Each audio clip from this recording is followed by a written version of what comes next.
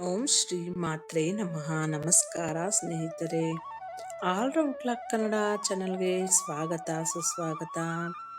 ಇವತ್ತಿನ ವಿಡಿಯೋದಲ್ಲಿ ನಾವು ಅದೃಷ್ಟವಂತರಾಗುವ ಮುನ್ನ ತುಳಸಿ ಈ ಸೂಚನೆಗಳನ್ನು ನೀಡುತ್ತೆ. ಯಾವೆಲ್ಲ ಸೂಚನೆಗಳು ಕೆಟ್ಟದಾಗಿರುತ್ತದೆ? ತುಳಸಿ ನೀಡುವ ಯಾವೆಲ್ಲ ಸೂಚನೆಗಳು ನಮಗೆ ಮನೆಗೆ ಶುಭವಾಗಿರುತ್ತದೆ ಅಂತ ಪೂರ್ತಿ ವಿಡಿಯೋ ನೋಡಿ. ಈ ವಿಡಿಯೋ ನಿಮಗೆ ಉಪಯೋಗಕರ ಅನಿಸಿದರೆ ಶೇರ್ ಮಾಡಿ. ಹಂಗೆ ಹೊಸದಾಗಿ ನಮ್ಮ ಚಾನಲ್ ನೋಡ್ತಾ ಇದ್ರೆ ಖಂಡಿತ ಸಬ್ಸ್ಕ್ರೈಬ್ ಮಾಡ್ಕೊಳ್ಳಿ. ಈ ವಿಡಿಯೋದಲ್ಲಿ ಮನೆಯಂಗಳದಿ ಹಸಿರಾಗಿರುವ ತುಳಸಿ ಲಕ್ಷ್ಮೀನಾರಾಯಣರ ಸ್ವರೂಪ. ತುಳಸಿ ಗಿಡವು ನಮ್ಮ ಜೀವನದಲ್ಲಿ ಎದುರಾಗುವ ಒಳ್ಳೆಯ ಮತ್ತು ಕೆಟ್ಟ ಘಟನೆಗಳ ಬಗ್ಗೆ ಸೂಚನೆಯನ್ನು ನೀಡುತ್ತದೆ. ನಾವು ಪ್ರತಿನಿತ್ಯ ದೇವರ ಪೂಜೆಯನ್ನು ಮಾಡುವಂತೆ ತುಳಸಿಯನ್ನು ಪೂಜಿಸುತ್ತೇವೆ. ತುಳಸಿಯನ್ನು ಲಕ್ಷ್ಮೀ ದೇವಿಯ ರೂಪವೆಂದು ಪರಿಗಣಿಸಲಾಗುತ್ತದೆ. ತುಳಸಿ ಪೂಜೆಯನ್ನು ಮಾಡುವುದರಿಂದ ನಮಗೆ ಉತ್ತಮ ಫಲಗಳು ಪ್ರಾಪ್ತವಾಗುತ್ತದೆ, ಧನಾಗಮನವಾಗುತ್ತದೆ, ಅದೃಷ್ಟ ನಮ್ಮೊಂದಿಗೆ ನಿಲ್ಲುತ್ತದೆ ಎನ್ನುವ ನಂಬಿಕೆ. ತುಳಸಿ ಗಿಡ ಕೇವಲ ಧಾರ್ಮಿಕ ಮಹತ್ವವಲ್ಲದೆ ವೈಜ್ಞಾನಿಕ ಮಹತ್ವವನ್ನು ಕೂಡ ಪಡೆದುಕೊಂಡಿರುವ ಗಿಡವಾಗಿದೆ. ತುಳಸಿ ಗಿಡ ನಮಗೆ ಶುಭ ಮತ್ತು ಅಶುಭ ಘಟನೆಗಳ ಸೂಚನೆಯನ್ನು ಮೊದಲೇ ನೀಡುತ್ತದೆ ಎನ್ನುವ ನಂಬಿಕೆ. ಇದು ಹಣಕಾಸಿನ ನಷ್ಟದ ಸೂಚನೆ. ನೀವು ನಮ್ಮ ಮನೆಯಲ್ಲಿರುವ ತುಳಸಿ ಗಿಡದ ಬಗ್ಗೆ ಎಷ್ಟೇ ಕಾಳಜಿಯನ್ನು ತೆಗೆದುಕೊಂಡರೂ ಅದು ಒಣಗುತ್ತದೆ. ಅಂದರೆ ಶೀಘ್ರದಲ್ಲೇ ಸಾಕಷ್ಟು ಹಣವನ್ನು ವ್ಯಯ ಮಾಡುವ ಸಂದರ್ಭಗಳು ಎದುರಾಗಬಾರದು.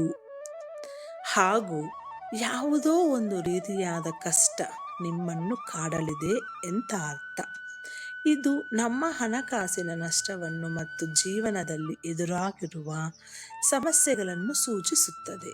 ಹಾಗಾಗಿ ನಿಮ್ಮ ಮನೆಯಲ್ಲಿ ತುಳಸಿ ಗಿಡಗಳು ಒಣಗುತ್ತಿದ್ದರೆ ಅಂತಹ ಸಂದರ್ಭದಲ್ಲಿ ಒಣಗುತ್ತಿರುವ ತುಳಸಿಯ ಜಾಗದಲ್ಲಿ ಇನ್ನೊಂದು ಹಸಿರಾದ ತುಳಸಿಯನ್ನು ತಂದು ಇಡಬೇಕು.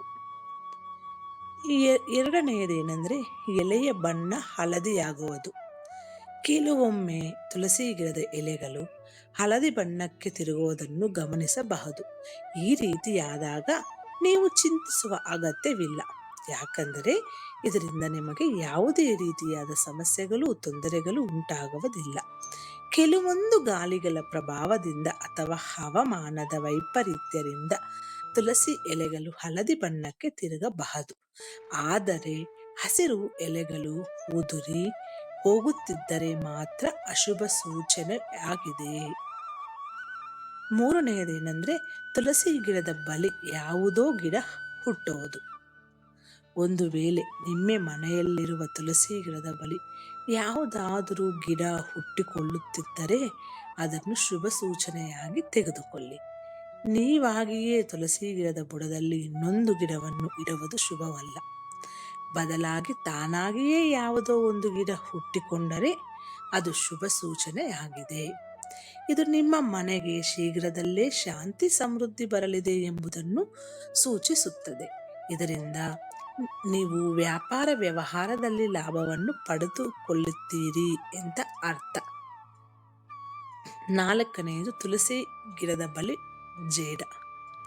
ನೀವು ತುಳಸಿ ಗಿಡವನ್ನು ಎಷ್ಟೇ ಸ್ವಚ್ಛ ಮಾಡಿದ್ದರೂ ಅದರ ಬಳಿ ಜೇಡರ ಹುಳುಗಳು ಕಾಣಿಸಿಕೊಂಡರೆ ಅಥವಾ ತುಳಸಿ ಗಿಡದಲ್ಲಿ ಜೇಡರ ಹುಳುಗಳು ನೆಲೆಸಿದ್ದರೆ ಅದನ್ನು ಕೆಟ್ಟ ಸೂಚನೆ ಎಂದು ಪರಿಗಣಿಸಲಾಗುತ್ತದೆ. ಇದರರ್ಥ ನಿಮಗೆ ಇನ್ಯಾವುದೋ ಹೊರಗಿನ ವ್ಯಕ್ತಿಯಿಂದ ಸಮಸ್ಯೆಗಳು ಉಂಟಾಗಬಹುದು ಎಂಬುದಾಗಿದೆ. ಇದರಿಂದ ತುಳಸಿ ಗಿಡವು ಹಾಳಾಗಬಹುದು. ಈ ಸಮಯದಲ್ಲಿ ನೀವು ಸುತ್ತಮುತ್ತಲಿರುವ ಜನರ ಬಗ್ಗೆ ಕಾಳಜಿ ತೆಗೆದುಕೊಳ್ಳಬೇಕು. ತುಳಸಿ ಗಿಡದ ಮೇಲೆ ಚಿಟ್ಟೆಗಳು. ತುಳಸಿ ಗಿಡದ ಮೇಲೆ ಚಿಟ್ಟೆಗಳು ಅಥವಾ ಚಿಕ್ಕ ಪುಟ್ಟ ಪಕ್ಷಿಗಳು ಬಂದು ಕುಳಿತುಕೊಂಡರೆ ಅದು ನಿಮಗೆ ಶುಭ ಸೂಚನೆಯಾಗಿದೆ. ಇದು ನಿಮಗೆ ಧನಾಗಮನವಾಗುವುದನ್ನು ಸೂಚಿಸುತ್ತದೆ. ಅಥವಾ ನಿಮ್ಮ ಯಾವುದೋ ಒಂದು ಆಸೆ ಶೀಘ್ರದಲ್ಲಿ ಈಡೇರುತ್ತದೆ. ಇನ್ನು ತುಳಸಿ ಗಿಡದ ಬಳಿ ಇರುವೆಗಳು ಕಾಣಿಸಿಕೊಂಡರೂ ಅದು ಶುಭವಾಗಿರುತ್ತದೆ. ಇದು ನಿಮ್ಮ ಮನೆಯ ಏಳಿಗೆ ಹಾಗೂ ಸಮೃದ್ಧಿಯ ಸಂಕೇತವಾಗಿರುತ್ತದೆ. ಇನ್ನು ಇನ್ನೊಂದೇನೆಂದರೆ ಇದು ಪಿತೃದೋಷದ ಸಂಕೇತ. ಯಾವುದು ಪಿತೃದೋಷದ ಸಂಕೇತ ಅಂತ ನೋಡೋಣ.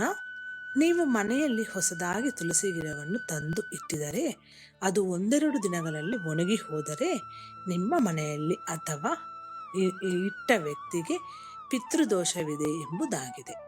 ಈ ದೋಷದಿಂದಾಗಿ ಮನೆಯಲ್ಲಿ ಕಲಹಗಳು, ಸಂತಾನದ ಕೊರತೆ ಉಂಟಾಗಬಹುದು. ಈ ಸಮಯದಲ್ಲಿ ಪಂಡಿತರಿಂದ ಪಿತೃದೋಷಕ್ಕೆ ಪರಿಹಾರವನ್ನು ತೆಗೆದುಕೊಳ್ಳಿ. ಅದೇ ರೀತಿ ತುಳಸಿ ಗಿಡ ಹಸಿರಾಗಿ ಬೆಳೆದರೆ, ತುಳಸಿ ಗಿಡದಲ್ಲಿ ಹಸಿರು ಎಲೆ, ಹೂವುಗಳು ಕಂಡರೆ ಅದು ನಿಮ್ಮ ಮನೆಯಲ್ಲಿ ಸಂತೋಷ, ಸಮೃದ್ಧಿ ಉಂಟಾಗಲಿದೆ ಎಂಬುದರ ಸಂಕೇತವಾಗಿದೆ. ಇನ್ನೊಂದು ಏನಂದ್ರೆ ಇದು ಬುಧ ದೋಷಕ್ಕೆ ಕಾರಣ ಯಾವುದು ಅಂತ ನೋಡೋಣ. ಇತ್ತೀಚಿನ ದಿನಗಳಲ್ಲಿ ಮನೆಯಲ್ಲಿ ಅಂಗಳದ ಅಭಾವದಿಂದಾಗಿ ಜನರು ತುಳಸಿ ಗಿಡವನ್ನು ಟೆರಾಸ್ ಮೇಲೆ ಇರುವುದನ್ನು ಗಮನಿಸಬಹುದು. ಇದನ್ನು ತಪ್ಪು ಎಂದು ಹೇಳಲಾಗುತ್ತದೆ. ತುಳಸಿಯನ್ನು ಟೆರಾಸ್ ಮೇಲೆ ಇರುವುದರಿಂದ ಬುಧನ ಸ್ಥಾನ ದುರ್ಬಲವಾಗುತ್ತದೆ. ಬುಧಗ್ರಹದ ದುರ್ಬಲ ಸ್ಥಾನದಿಂದಾಗಿ ನೀವು ವ್ಯಾಪಾರ ವ್ಯವಹಾರದಲ್ಲಿ ಹಿನ್ನಡೆಯನ್ನು ಪಡೆಯಬಹುದು. ಹಣಕಾಸಿನ ಸಮಸ್ಯೆಗೂ ಉಂಟಾಗಬಹುದು. ಎಚ್ಚರ. ಇದು ಸ್ನೇಹಿತರೆ ವಿಡಿಯೋ. ಈ ವಿಡಿಯೋದಲ್ಲಿರುವ ಎಲ್ಲ ಅಂಶಗಳು ನಿಮ್ಮ ಸ್ವಂತ ವಿವೇಚನೆ ಬಳಸಿ ನಿರ್ಧಾರಗಳೆಲ್ಲ ತೆಗೆದುಕೊಳ್ಳಿ. ಈ ವಿಡಿಯೋದಲ್ಲಿರುವ ಎಲ್ಲ ಅಂಶಗಳು ನಿಮಗೂ ಸಹ ಆಗಿದ್ರೆ ಕಮೆಂಟ್ ಮೂಲಕ ತಿಳಿಸಿ. ಈ ವಿಡಿಯೋ ಇಷ್ಟ ಆದರೆ ಶೇರ್ ಮಾಡಿ.